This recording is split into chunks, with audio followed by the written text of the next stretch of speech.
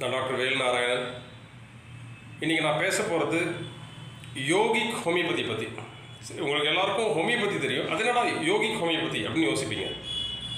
இது ஒரு புதிய மருத்துவ முறையாக குருவின் அருளால் போகரின் அருளால் கண்டுபிடித்திருக்கிறேன்.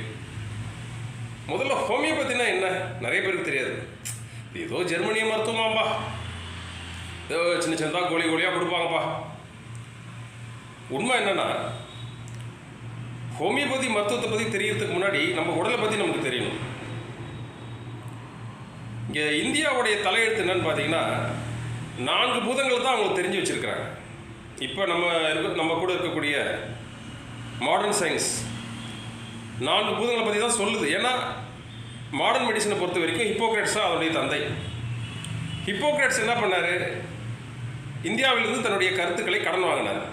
கடன் வாங்கும்போது முழுசாக வாங்கலை. 5 பூதங்களுக்கு பதிலாக 4 பூதங்களைத்தான் அவர் கற்பித்தார்.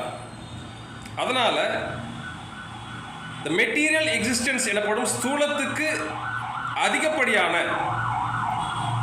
ஸ்தூலத்தை தாண்டிய சூட்சும சக்திகளை உணரும் ஆற்றல் அல்லது உணரக்கூடிய நுண்ணறிவு அல்லது உணரக்கூடிய பயிற்சி துரதிர்ஷ்டவசமாக நம் சகோதரர்களுக்கு அளிக்கப்படவில்லை. அவர்கள் அந்த ஓரியன்டேஷன்லேயே வரல. அப்போ அந்த பாயிண்ட் ஆஃப் வியூக்கே அவங்க வரமாட்டாங்க. ஆனால் நாம் என்ன செய்யணும்? கோடிக்கணக்கான வருடங்கள் இந்த நாகரிகம் பழமையானது, பாரத நாகரிகம். எத்தனையோ மரணமில்லாத ரிஷிகள், முனிவர்கள், சித்தர்கள் வாழ்ந்த இடம் இது. ஸோ இங்கே பஞ்சபூதத்தின் அடிப்படையில் தான் சிகிச்சை நடைபெற்றது, நடைபெறுகிறது, நடைபெறும். இது ஒரு பக்கம் போயிட்டே தான் இருக்கும். எப்படி சூரியன் உதிக்கிறதோ அது போல். இல்லைன்னா முழுமையான சிகிச்சை தர முடியாது.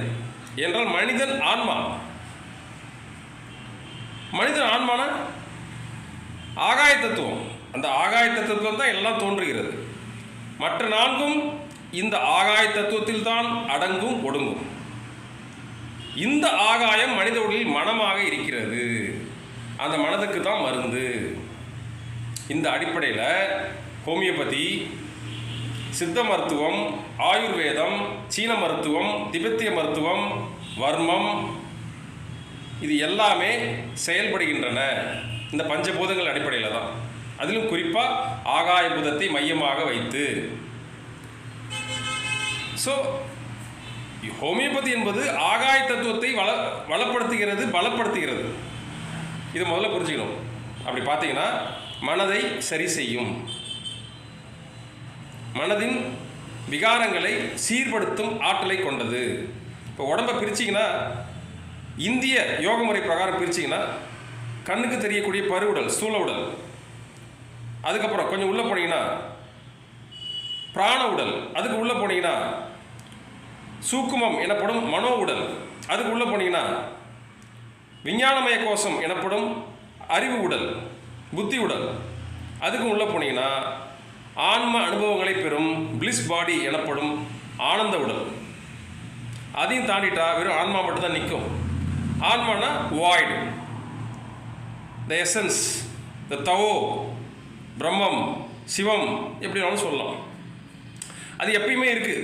ஓகே, அதை பற்றி நம்ம பேசலை. இப்போ சரி, இந்த 5 உடல்களை பற்றி பேசுகிறோம். இதில் ஹோமியோபதி மனோமய கோஷத்தில் வேலை செய்யும்.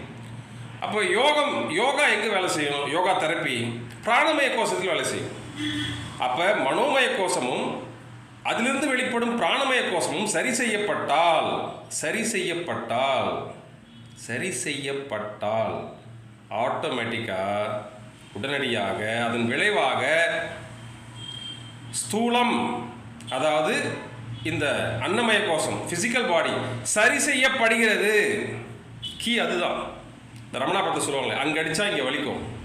ஏன்னா நோய் முதல்ல சூக்குமத்தில் தான் வரும், அதுக்கப்புறம் ஸ்தூலத்தில் வெளிப்படும். சூக்குமத்தில் சரி பண்ணால் ஆட்டோமேட்டிக்காக ஸ்தூலம் செட் ஆகிடும். It will be reset. இதுதான் ஹோமியோபதியின் அடிப்படை சித்தாந்தம். ஹோமியோபதி மருத்துவம் மட்டுமல்ல, கீழே மருத்துவ உலகின் சித்தாந்தம். ஆகாசத்தை சரி செய்யுங்க, இதுதான் தாய்பூதம். மாத்ருபூதம் என்பார்கள், அதுதான் தாய்பூதம். அதுதான் மனமாக இயங்குகிறது. மனோசக்தி உனக்கு பார்த்துட்டியா? உனக்கு தெரியுமா?